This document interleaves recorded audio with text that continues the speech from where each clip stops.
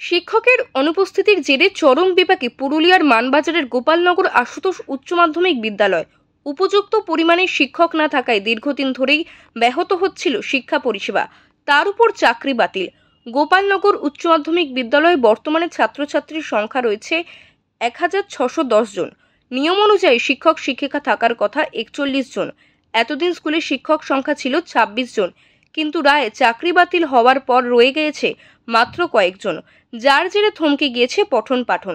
প্রধান শিক্ষক তপন কুমার মাহাতো জানান, বিদ্যালয় চালানো খুব মুশকিল হয়ে যাচ্ছে। সুষ্ঠু পঠন পাঠনের ক্ষেত্রে পর্যাপ্ত শিক্ষক শিক্ষিকা খুব জরুরি। আমাদের এমনিতেই মোট স্যাংশন পোস্ট শিক্ষকদের 41টি, আমরা ছিলাম 26, আমি শুদ্ধ 5 জন কমে হয়ে গেল, সংখ্যাটা 21।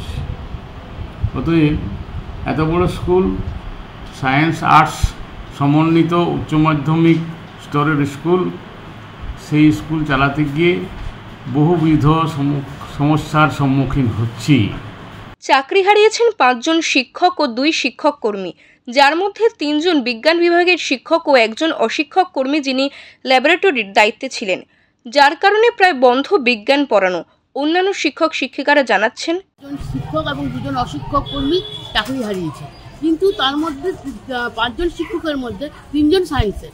তাহলে আমাদের স্কুল তো সায়েন্স বন্ধ, ফিজিক্স কেমিস্ট্রি ম্যাথমেটিক্স তিনটেই যদি চলে যেতে সায়েন্স চলবে কী করে? আর লাইফ সায়েন্সের বা বায়োলজির কথা যদি বলি, আমাদের কোনো পার্মানেন্ট টিচার নেই, আমাদের বাইরের থেকে নিয়ে এসে কোনোভাবে জোড়াতালি দিয়ে চালানো হয়। তাহলে এমন অবস্থায় আমাদের এই এলাকার মানুষরা কেউ কিন্তু কোনো ছেলেমেয়েরাই সায়েন্স পড়তেই পারবে না, কি করে পড়বে? অসুবিধার সম্মুখীন হচ্ছে, আমরা বেশ ভালোই অসুবিধার সম্মুখীন হচ্ছি। বিশেষ করে আমাদের সায়েন্স টিম, যেটা আমরা খুব গুরুত্বের সঙ্গে ছাত্রছাত্রীদের পড়ানোর ব্যবস্থা করার জন্য আর কি, প্রধান শিক্ষক থেকে শুরু করে প্রত্যেকটা শিক্ষক শিক্ষিকাই যত্নবান, এবং ফিজিক্স কেমিস্ট্রি ম্যাথামেটিক্সের শিক্ষক শিক্ষিকারা এই চাকরি হারার দলে।